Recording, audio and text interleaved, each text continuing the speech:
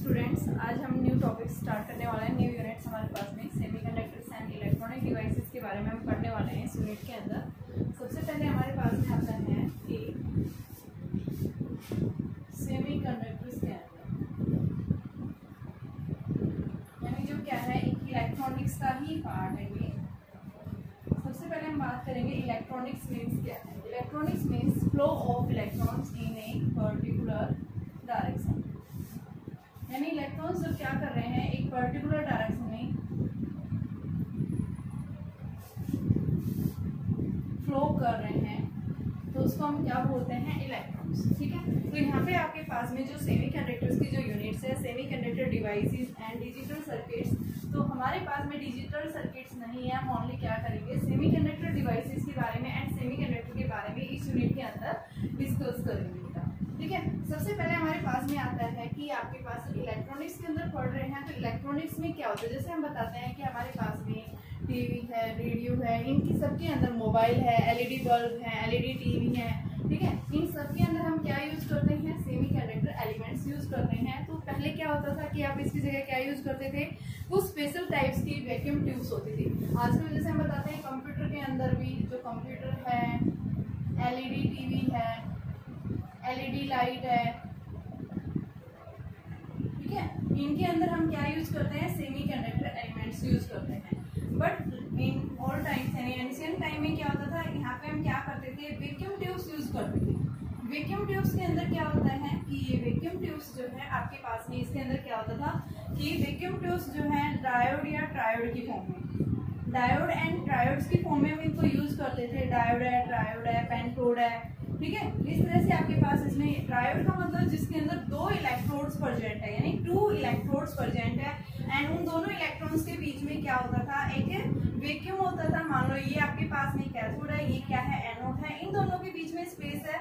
यहाँ पे इलेक्ट्रॉन्स जो है जैसे हम इसको क्या करते हैं, हीट करते हैं, बाहर से कोई पोटेंशियल अप्लाई करते हैं तो उसके कारण क्या होगा, यहाँ पे इस वैक्यूम के अंदर इलेक्ट्रॉन्स एक पर्टिकुलर डायरेक्शन में फ्लो करना शुरू कर देते हैं। और जब ये इलेक्ट्रॉन्स एक पर्टिकुलर डायरेक्शन में फ्लो कर रहे हैं कैथोड से एनोड की तरफ, तो यानी यहाँ पे हम क्या बताते हैं कि उस सर्किट के अंदर यानी कि क्या होता है, वो डिवाइस ऑपरेट होना स्टार्ट हो जाता है। ठीक है, तो वैक्यूम ट्यूब्स के अंदर हम क्या बता रहे हैं बेटा, किसकी बात कर रहे हैं, वैक्यूम ट्यूब्स। वैक्यूम ट्यूब्स के अंदर मैं बता रही हूँ उसके लिए मेनली आपके पास में 2 इलेक्ट्रोड्स होती हैं। जैसे हम डायोड्स ले रहे हैं वैक्यूम ट्यूब्स के अंदर कि आपके पास में 2 इलेक्ट्रोड्स हैं। अगर इस इलेक्ट्रोड को अगर आपने कैथोड की अप्रोच क्या लगाई, बैटरी अप्लाई कर दी, पॉजिटिव पोटेंशियल अप्लाई कर दिया, या फिर आप इसको हीट कर रहे हैं तो इसके हीट के कारण भी इलेक्ट्रॉन्स क्या कर रहे हैं, एक पर्टिकुलर डायरेक्शन में फ्लो कर रहे हैं। और इन इलेक्ट्रॉन्स को फ्लो होने के लिए बेटा क्या चाहिए, बीच में वैक्यूम चाहिए। ठीक है, तो जब ये इलेक्ट्रॉन्स एक पर्टिकुलर डायरेक्शन में फ्लो कर रहे हैं तो यहाँ पे हम क्या बताते हैं, यानी क्या है, ये आपके पास में वैक्यूम ट्यूब्स है। इसी तरह से ट्रायोड लेते हैं, ट्रायोड में 3 इलेक्ट्रॉन्स होती हैं, यानी कि एक होगी कैथोड, दूसरी होगी एनोड और तीसरी आपके पास में क्या बोलते हैं, जिसको हम एनोड ग्रिड बोलते हैं। ठीक है, तो यहाँ पे वैक्यूम ट्यूब्स के अंदर यानी कि क्या होता है, वैक्यूम ट्यूब्स किस नाम से जाना जाता है कि भाई इलेक्ट्रॉन्स को फ्लो करने के लिए यहाँ पे इन दोनों प्लेट्स के बीच में, इन दोनों इलेक्ट्रोड्स के बीच में एक वैक्यूम होता है, स्पेस होता है, एयर होता है, जिसके कारण ये इलेक्ट्रॉन्स एक पर्टिकुलर डायरेक्शन में क्या कर रहे हैं, फ्लो कर रहे हैं। तो इसको हम क्या बोलते हैं, वैक्यूम ट्यूब्स।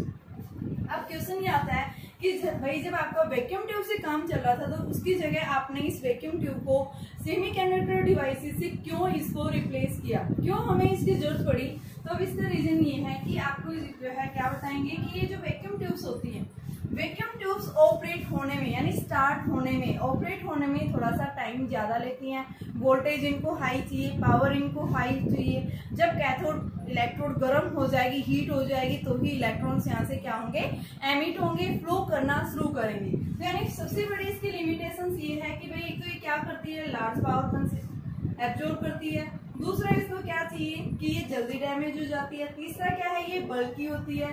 ठीक है, चौथा जो हम क्या बताएंगे कि ये जो है साइज के अंदर भी थोड़ी सी बड़ी होती है और इसकी जो कीमत है वो भी क्या है, सेमीकंडक्टर डिवाइसेस यानी इनके एलिमेंट्स की कंपैरिजन मटेरियल, सेमीकंडक्टर मटेरियल्स जो हैं उनके कंपैरिजन ये क्या पड़ती है, थोड़ी सी कॉस्टली भी है। और साथ में जो है क्या बताएंगे कि इसकी लाइफ टाइम जो है वो भी क्या होती है, लेस लाइफ टाइम है। बट सेमीकंडक्टर जो मटेरियल्स होते हैं उनकी लाइफ टाइम क्या है, मोर है as comparison to vacuum tubes. ठीक है, तो इसकी वजह से हम क्या यूज करते हैं, वैक्यूम ट्यूब्स को रिप्लेस कर दिया गया किससे, सेमीकंडक्टर मटेरियल से। तो आजकल जो भी आपके पास में इलेक्ट्रॉनिक डिवाइसेज जो आप यूज कर रहे हैं उसके अंदर आप क्या देखेंगे, क्या आ रहा है, semiconductor materials like germanium, silicon. ठीक है ना, तो वो क्यों यूज करते हैं, इसका मेन रीजन ये है कि भाई एक तो सेमीकंडक्टर मटेरियल्स जो हैं, जैसे ही आपने क्या क्या बाहर से कोई भी पोटेंशियल अप्लाई करते हैं तो तुरंत ही क्या हो जाती है, वो ऑपरेट कर जाती है। दूसरा क्या बताते हैं वहाँ पे, वो लेस पावर कंज्यूम करता है। ठीक है, तीसरा ये इसकी जो एवरेज लाइफ टाइम होती है वो क्या है, लार्ज है, किसके कंपेरिजन, वैक्यूम ट्यूब्स के कंपेरिजन। ठीक है बेटा, तो ये हम क्या पढ़ रहे हैं इस चैप्टर के अंदर, इलेक्ट्रॉनिक्स के बारे में पढ़ेंगे, वन बाय वन करेंगे। सबसे पहले हम देखते हैं कि सॉलिड्स को किस तरह से क्लासिफाई किया गया है। तो first of all we have to discuss about the classification of the solids on the basis of their resistivity and conductivity. Okay, तो सबसे पहले हमने सेकंड यूनिट में पढ़ा है भाई रेसिस्टिविटी क्या होती है एंड कंडक्टिविटी क्या होती है। ठीक है, तो सबसे पहले हम किसके बेस पे देखेंगे कि सॉलिड्स को कैसे क्लासिफाई किया गया है, on the basis of resistivity and conductivity. First is the classification of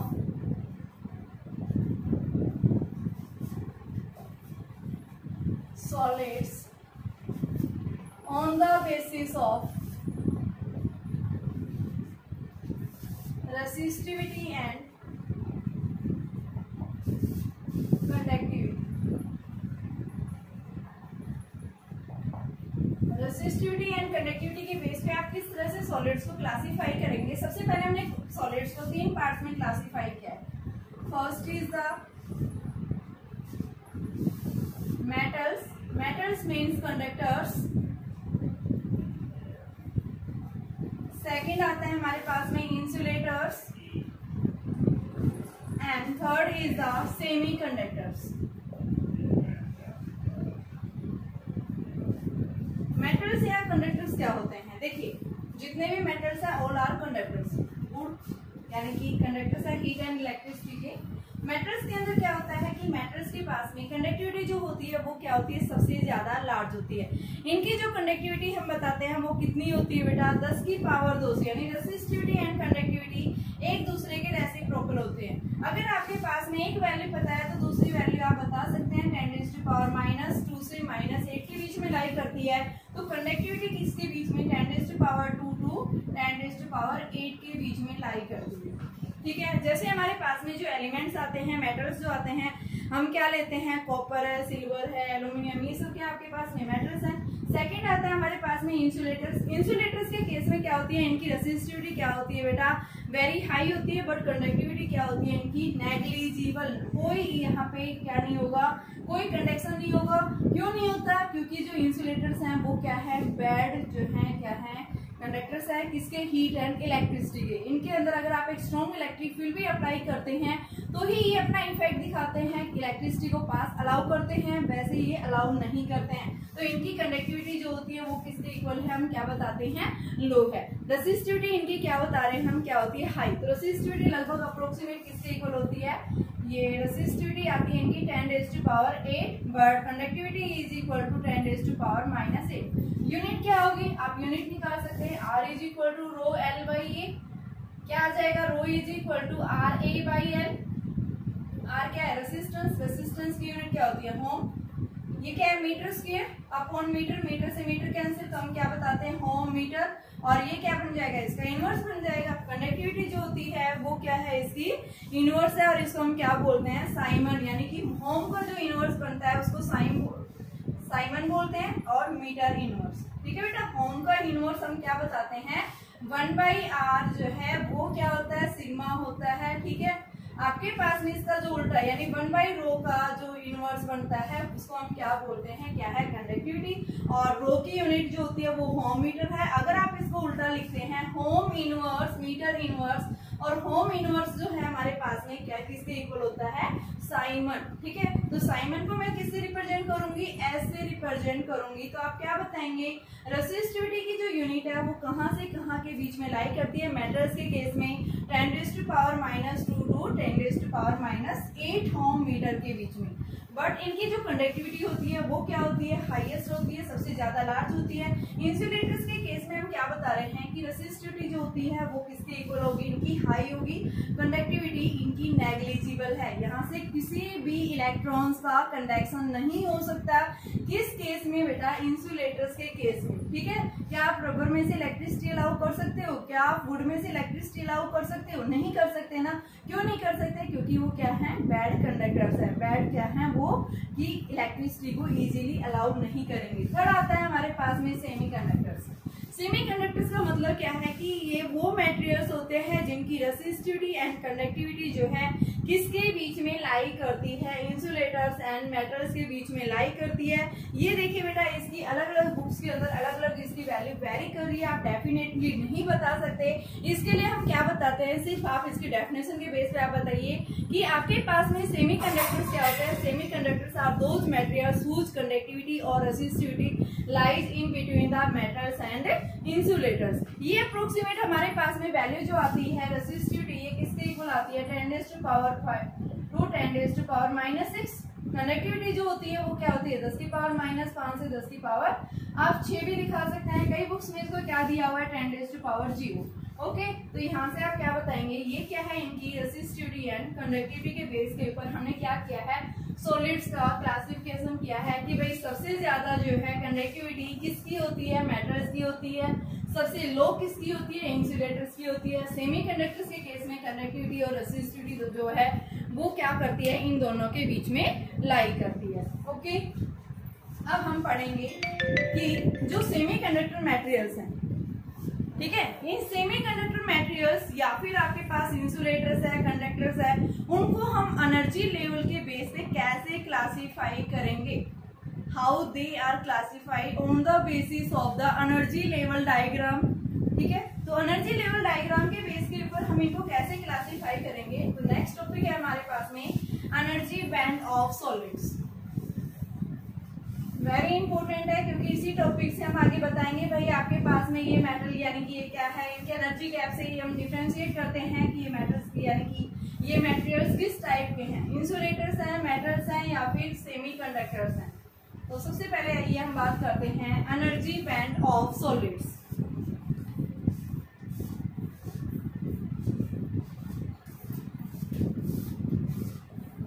energy band of solids.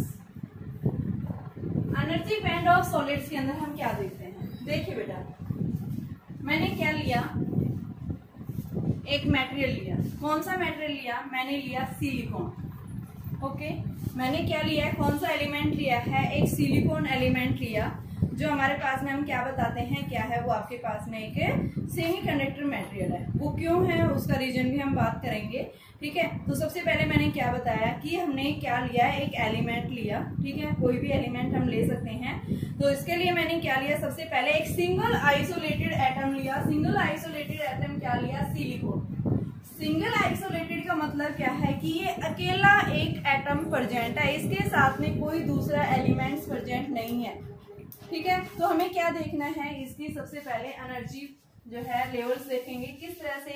अगर ये क्या है, एक सिंगल आइसोलेटेड एटम है, क्या बात करेंगे कि आपके पास में क्या है, एक आइसोलेटेड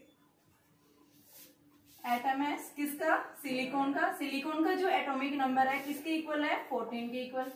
अब हम इसके क्या लेंगे, इलेक्ट्रॉनिक कॉन्फ़िगरेशन। तो हमारे पास इलेक्ट्रॉनिक कॉन्फ़िगरेशन जो बनती है वो किसके इक्वल आएगी, 1s2 2s2 2p6 3s2 and 3p2। क्या ऑब्जर्व करते हैं हम इस इलेक्ट्रॉनिक कॉन्फ़िगरेशन के अंदर कि आपके पास में ये जो सिलिकॉन एटम है, इस सिलिकॉन एटम के अंदर इनर सेल्स जो हैं वो क्या है बेटा, कंप्लीटली फिल्ड है। बट आउटर मोस्ट सेल के अंदर यहाँ पे आप देख रहे हैं, देखिए एस के अंदर 2 इलेक्ट्रॉन्स आने चाहिए, कंप्लीट है। बट पी के अंदर कितने इलेक्ट्रॉन्स आने चाहिए, कितनी स्टेट्स होती हैं, 6 स्टेट्स होती हैं। और आ कितने रहे हैं, यहाँ पे 2 स्टेट्स आ रही है। तो इसका मतलब क्या है कि यहाँ पे कितनी इलेक्ट्रॉन्स की कमी है, 4 इलेक्ट्रॉन्स की कमी है। ठीक है ना, कितने इलेक्ट्रॉन्स की कमी बताएंगे, 4 इलेक्ट्रॉन्स की कमी है।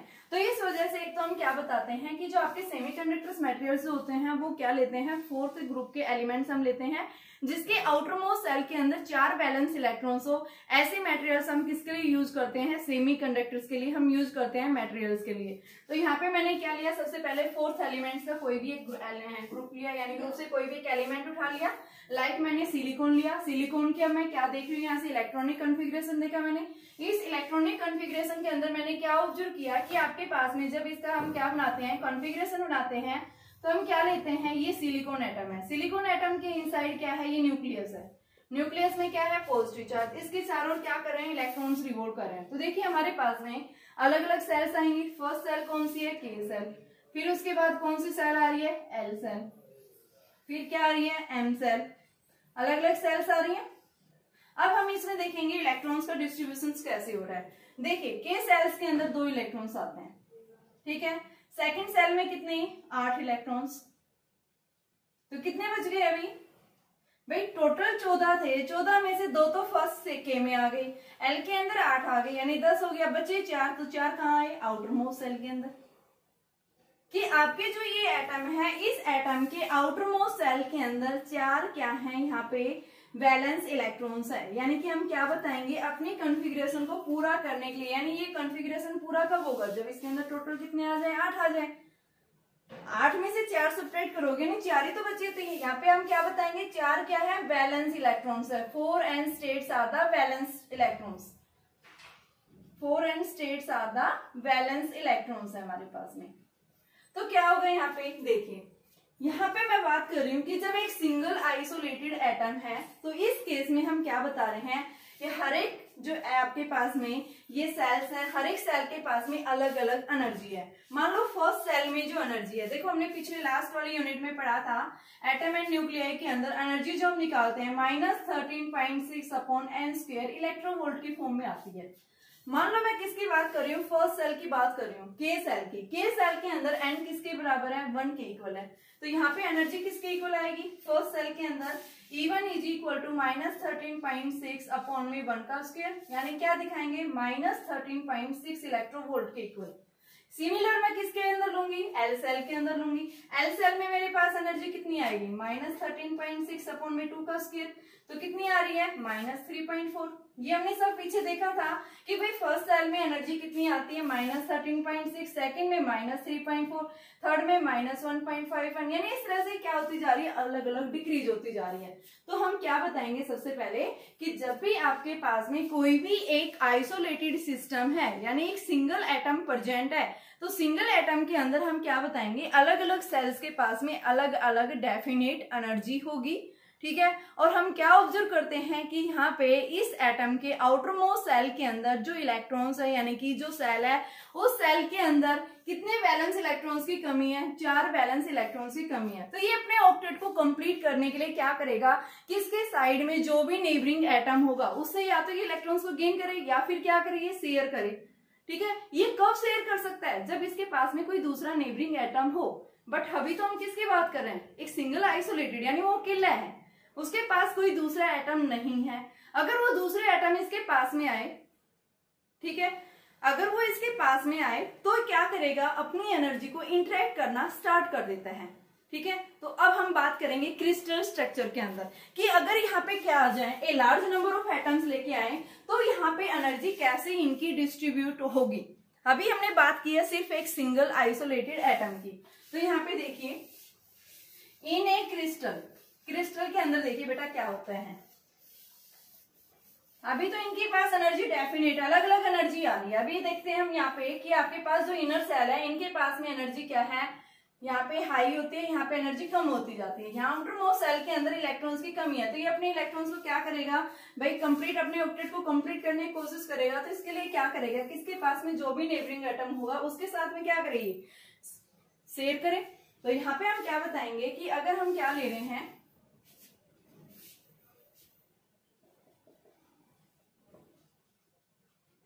सिलिकॉन क्रिस्टल लो, अगर हम क्या ले रहे हैं, एक क्रिस्टल ले रहे हैं, स्ट्रक्चर,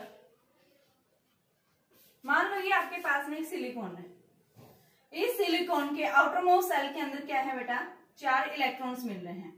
तो ये क्या करेगा, एक सिलिकॉन यहाँ आ गया, दूसरा सिलिकॉन यहाँ आ गया, नेक्स्ट यहाँ आ गया, एक क्रिस्टल स्ट्रक्चर फॉर्म हो रहा है। तो ये क्रिस्टल स्ट्रक्चर कैसे फॉर्म हो रहा है पहले ये देखिए। यहाँ पे इसके आउटरमोस्ट सेल के अंदर एक इलेक्ट्रॉन कमी है, एक इलेक्ट्रॉन की इसकी कमी है। तो जैसे ही एट ए डिस्टेंस के ऊपर आते हैं तो ये अपना एक कोवेलेंट बॉन्ड फॉर्म करना स्टार्ट कर देते हैं। इस तरह से क्या करेंगे, कोवेलेंट बॉन्ड फॉर्म करेंगे और उस कोवेलेंट बॉन्ड की वजह से क्या कर लेते हैं, एक डेफिनेट शेप गेन कर लेंगे, एक सॉलिड फॉर्म में आ जाते हैं, क्रिस्टल स्ट्रक्चर फॉर्म कर लेते हैं। क्यों फॉर्म कर लेते हैं, देखो इस एटम के अंदर 4 वैलेंस इलेक्ट्रॉन्स की कमी थी। ये जो सिलिकॉन एटम है हमारा आइसोलेटेड था, यहाँ 4 इलेक्ट्रॉन्स अगर ये गेन कर लेता है किसी दूसरे एटम से तो बेटा ये कंप्लीट हो जाएगा। तो ये क्या करेगा, जो नेबरिंग एटम है, देखो यहाँ पे एक सिलिकॉन है तो यहाँ से इसके पास भी 4 इलेक्ट्रॉन्स है, तो ये क्या करेगा कि ये जो सेंटर वाला जो सिलिकॉन है ये अपने नेबरिंग एटम से एक इलेक्ट्रॉन गेन करेगा। ऐसे ये इसके साथ में क्या बनाएगा, बॉन्ड बनाएगा, ऐसे ये इसके साथ बॉन्ड बना देगा। यानी इनके बीच में क्या आ जाता है, एक फोर्स आ जाता है, अट्रैक्टिव फोर्स। उस अट्रैक्टिव फोर्स की वजह से ये क्या कर लेते हैं, एक दूसरे के साथ में बाउंड हो जाते हैं। और बाउंड होंगे तो क्या करेंगे, अपनी एनर्जी को शेयर करना स्टार्ट कर देते हैं। किसी की एनर्जी बढ़ जाती है, किसी की एनर्जी कम हो जाती है। तो यहाँ पे देखिए मैं इनकी एनर्जी लेवल डायग्राम बनाऊंगी, कैसे बनाऊंगी, किस तरह से, यानी कि ये अपने एनर्जी को कैसे डिस्ट्रीब्यूट कर रहे हैं। तो देखिए बेटा, जब ये क्रिस्टल स्ट्रक्चर फॉर्म करते हैं, यहाँ पे मैं ले रही हूँ inter atomic distance, x axis के अलोंग क्या है ये, इंटर एटॉमिक डिस्टेंस। यहाँ पे क्या है, एनर्जी है इनके पास में। तो हम क्या ऑब्जर्व करते हैं, ये हमारे पास में देखो इनर सेल्स जो है ये यहाँ से यहाँ तक ये कंप्लीटली फिल्ड है। किसके पास एनर्जी यानी इनकम्प्लीट है, लास्ट आउटर मोस्ट सेल के अंदर 3p2 है। ये कितने इलेक्ट्रॉन्स की कमी है, 4 इलेक्ट्रॉन्स की कमी है। ठीक है, 4 इलेक्ट्रॉन्स आ जाएगा तो ये अपना सेल क्या कर लेगा, कंप्लीट कर लेगा। तो अब हम क्या बता रहे हैं कि आउटर मोस्ट ओनली मैं इन्हीं की देख रही हूँ, ये 3s2 है और ये मैंने क्या लिया 3p2। ठीक है, इसके अंदर वैलेंस इलेक्ट्रॉन्स 2 हैं, इसके अंदर भी वैलेंस इलेक्ट्रॉन्स कितने हैं, वैसे तो 4 वैलेंस इलेक्ट्रॉन्स है, 4n states are valence electrons और इसके अंदर 2n states are valence electrons. ठीक है, ये कंप्लीटली फिल्ड है, बैलेंस तो इसके अंदर है। अब देखिए बेटा, सबसे पहले हम बात कर रहे हैं, अगर इनके बीच की डिस्टेंस क्या है, a। मान लो a का मतलब क्या है कि भाई आपके पास क्रिस्टल स्ट्रक्चर फॉर्म करने से पहले जो फर्स्ट एटम था हमारे पास में, इनके बीच की डिस्टेंस वो क्या है, एट ए लार्ज डिस्टेंस है, जहां पे ये एक दूसरे को इंटरेक्ट नहीं कर रहे। दोनों एटम्स कहाँ हैं, दूर दूर हैं, इनके बीच में डिस्टेंस इतनी ज्यादा हो गई कि एक दूसरे के ऊपर कोई इंटरेक्शन एग्जर्ट नहीं कर रहे। तो हम क्या बताएंगे, फर्स्ट केस में अगर हमारे पास r किसके इक्वल है, a के इक्वल है, then there is no any interaction between the atoms. Okay, next फिर मैंने क्या किया, डिस्टेंस को कम करना स्टार्ट कर दिया। यहां से a से मैंने इस डिस्टेंस को यानी कि कम कर दिया, ये किसके बराबर कर दिया, b के इक्वल। अब जैसे जैसे मैंने इन एटम्स के बीच की दूरी को कम किया, इनके बीच की इंटर एटॉमिक डिस्टेंस जो है दोनों एटम्स के बीच की, जैसे ही हम इसको कम करना शुरू कर देते हैं तो बेटा यहाँ पे आने के बाद अब ये क्या करेंगे, अपनी एनर्जी को शेयर करना स्टार्ट कर देंगे। क्यों करेंगे, क्योंकि इनके बीच में अब एक फोर्स इंटरेक्ट हो जाएगा, एक अट्रैक्टिव फोर्स आ जाएगा और उस अट्रैक्टिव फोर्स की वजह से क्या करेंगे कि यहाँ पे ये इलेक्ट्रॉन्स या तो गेन करेगा या लॉस करेगा। तो इनकी एनर्जी या तो क्या होने लग जाएगी, बढ़ने लग जाएगी इस तरह से, और इसकी या फिर कम होने लग जाएगी। तो इस तरह से हम ले रहे हैं, यहाँ पे इस तरह से क्या होने लगे, ये चेंज होना शुरू कर दिया। अब उसके बाद फिर मैंने नेक्स्ट स्टेप में डिस्टेंस थोड़ा सा और कम कर दिया। ये अब कितनी डिस्टेंस पे ले आए, इनके बीच की डिस्टेंस अब क्या आ गई c। तो अब इस लेवल पे हम क्या देखते हैं, इनके बीच में क्या आ जाता है, एक गैप सा आने लग जाता है। इस तरह से गैप आ गया, ये ऊपर की तरफ जाने लग गया।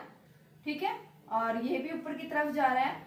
और नेक्स्ट मैंने अब क्या कर दिया, इनके बीच की डिस्टेंस d के बराबर आ गई, यानी अब ये क्या हो गए, ओवरलैप हो गई। यहाँ पे जैसे हम c डिस्टेंस के, तो ये मिक्स हो गए, हम अब आइडेंटिफाई नहीं कर रहे कौन सा एटम किसका, 3s का है या 3p का है, ओवरलैप कर गए। और ये यहाँ पे आने के बाद, d डिस्टेंस पे आने के बाद, यानी इन्होंने क्या कर लिया, एक स्ट्रक्चर फॉर्म कर लिया, एक क्रिस्टल बन गया है यहाँ पे।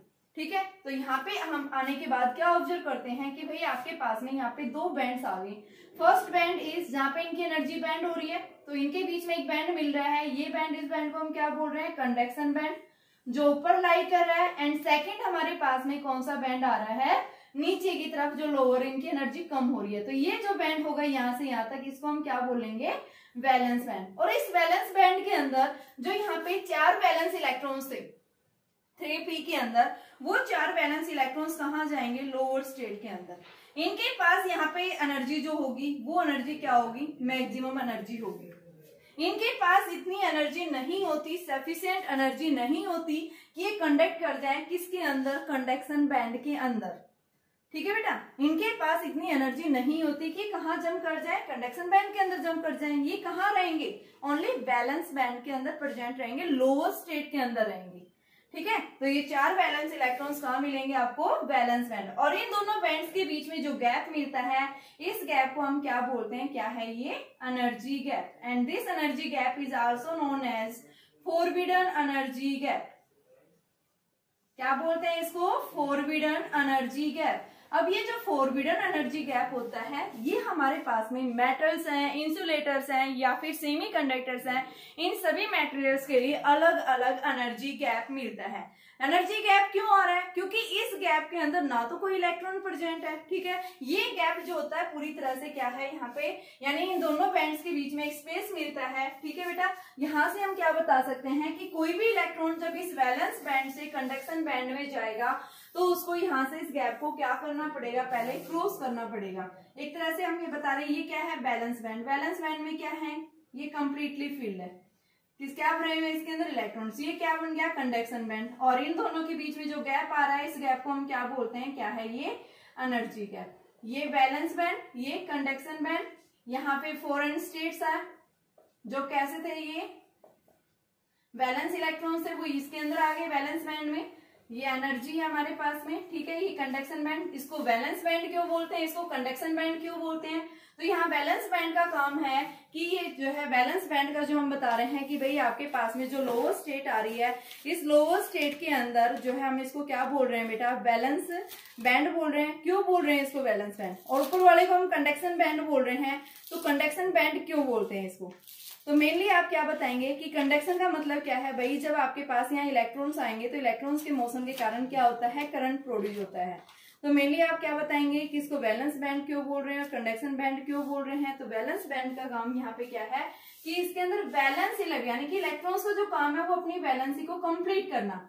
ठीक है, तो यहाँ वैलेंस जो बैंड है ये किसके कारण फॉर्म हो रहा है, इलेक्ट्रॉन्स के कारण फॉर्म हो रहा है, इसलिए इसको वैलेंस बैंड बोल रहे हैं। और यहाँ पे कंडक्शन बैंड, यानी जब ये इलेक्ट्रॉन्स यहाँ से यहाँ जाएंगे, कंडक्शन होगा, करंट प्रोड्यूस होगा, तो उस कारण से यहाँ इलेक्ट्रॉन्स जाएंगे। तो यानी इसका काम है कि भाई इलेक्ट्रॉन्स जैसे ही पहुंचेंगे तो उसके कारण करंट प्रोड्यूस होता है, इसलिए इसको क्या बोलते हैं, कंडक्शन बैंड। और इन दोनों बैंड्स के बीच में क्या आता है, एक गैप फॉर्म होता है, that's gap is known as the energy gap and forbidden energy gap. और इन दोनों के बीच में एक फर्मी लेवल भी फॉर्म होता है। फर्मी लेवल किसको बोलते हैं, फर्मी लेवल मीन्स जो आपके पास में वैलेंस सेल था, वैलेंस बैंड था, इस वैलेंस बैंड के अंदर जो आपके पास में इलेक्ट्रॉन्स है, इन इलेक्ट्रॉन्स के पास में एट 0 केल्विन टेम्परेचर के ऊपर जो मैक्सिमम एनर्जी होगी, जो मैक्सिमम लेवल होगा, ठीक है, यानी कि at 0 kelvin temperature the valence electrons have maximum energy is known as the Fermi energy and that level is known as the Fermi level। and ये Fermi level जो है ये कहाँ पे लाई करता है बेटा, इस एनर्जी गैप के बिल्कुल मिड में लाई करेगा। ठीक है, तो एनर्जी गैप क्या होती है, वैलेंस बैंड क्या होता है और कंडक्शन बैंड क्या होता है। सबसे पहले हम इनके बीच में बेसिक डिफ्रेंसिएशन करेंगे, डिफ्रेंशिएट करेंगे कि भाई वैलेंस बैंड और कंडक्शन बैंड को आप कैसे डिफ्रेंशिएट करते हैं। ठीक है, तो सबसे पहले हम बताएंगे वैलेंस बैंड। वैलेंस बैंड का मतलब क्या है, वैलेंस बैंड जो है हम क्या बताएंगे, ये क्या है, एक लोवेस्ट यानी कि स्टेट है ये, जिसके अंदर एनर्जी जो है इलेक्ट्रॉन्स की क्या होती है, हाईएस्ट होती है। ठीक है, तो सबसे पहले देखिए वैलेंस बैंड। हमने अभी सिर्फ किससे देखा है, डायग्राम से, किस तरह से हमारे पास में बैंड्स फॉर्म हो रहे हैं। तो फर्स्ट आता है हमारे पास में valence band. Valence band means कि यहाँ पे जो क्या होगा बेटा, एनर्जी बैंड जो होगी, यानी हाईएस्ट एनर्जी बैंड है किसकी, इलेक्ट्रॉन्स की। ठीक है, तो फर्स्ट पॉइंट आप क्या बताएंगे, valence band is the highest band, highest energy band, highest energy band क्या ये हाईएस्ट एनर्जी बैंड है किसकी बेटा, जो क्या कर रहा है, इलेक्ट्रॉन्स को कंटेन कर रहा है। इन इलेक्ट्रॉन्स के कंटेन करने के कारण यहाँ पे जो एनर्जी आएगी वो कैसी आएगी, मैक्सिमम। ठीक है, which contains the electrons, which contains electrons. Second हम क्या बताते हैं कि वैलेंस बैंड के अंदर ये वैलेंट पूरी तरह से इलेक्ट्रॉन से फिल होता है, ठीक है, इसके पास में एनर्जी मैक्सिमम होती है। यहाँ इलेक्ट्रॉन्स के पास में इतनी कैपेबिलिटी नहीं होती कि वो क्या कर जाए, वैलेंस बैंड से कंडक्शन बैंड में जंप कर जाए। ठीक है, क्या बताएंगे, फर्स्ट इज द, हम क्या बता रहे हैं, हाईएस्ट एनर्जी बैंड है ये, जिसमें क्या होता है, इलेक्ट्रॉन्स प्रेजेंट होते हैं। इलेक्ट्रॉन्स प्रेजेंट होने की वजह से यहाँ पे हाईएस्ट एनर्जी होती है, लेकिन यहाँ से इन इलेक्ट्रॉन्स के पास में इतनी एनर्जी नहीं होती कि वैलेंस बैंड से कंडक्शन बैंड में जंप कर जाए।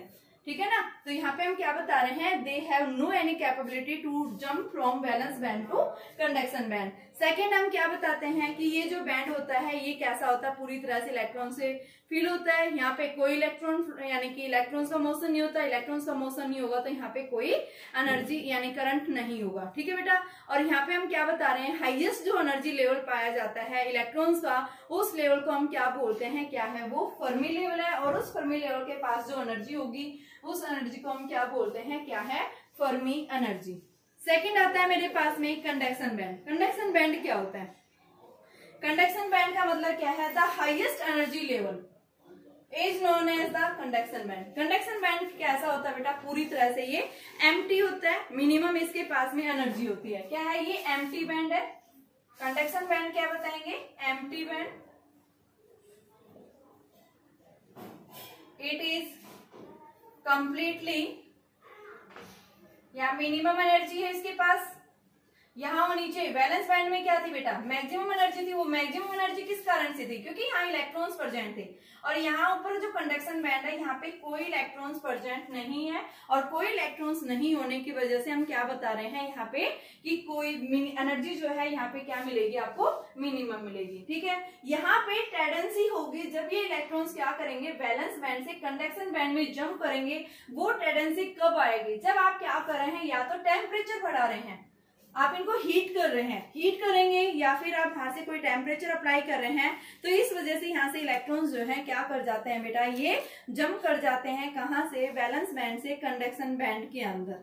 ठीक है, तो यहाँ पे हम क्या बता रहे हैं, क्या है ये, कंडक्शन बैंड। और फॉरबिडन एनर्जी गैप क्या होती है, फॉरबिडन एनर्जी गैप आप क्या बताएंगे कि आपके पास में जो डिफरेंस मिलता है किसके बीच में, वैलेंस बैंड और कंडक्शन बैंड के बीच का जो एनर्जी गैप मिलेगा, यानी हम क्या बताएंगे, एनर्जी गैप क्या है, energy gaps means it is the difference of the minimum level of the conduction band, यानी minimum band of the conduction band minimum minus highest band of the valence। ठीक है, वैलेंस बैंड के पास में जो highest energy होगी, भाई conduction band की minimum energy, minimum ही नहीं यहाँ पे, और वैलेंस बैंड के पास जो हाईएस्ट एनर्जी, इन दोनों का जो डिफरेंस आएगा, इस डिफरेंस को हम क्या बोलते हैं, क्या है वो, एनर्जी गैप है, या फिर आपके पास में फॉरबिडन एनर्जी गैप। और इस गैप के अंदर कभी भी कोई फ्री इलेक्ट्रॉन्स नहीं होते।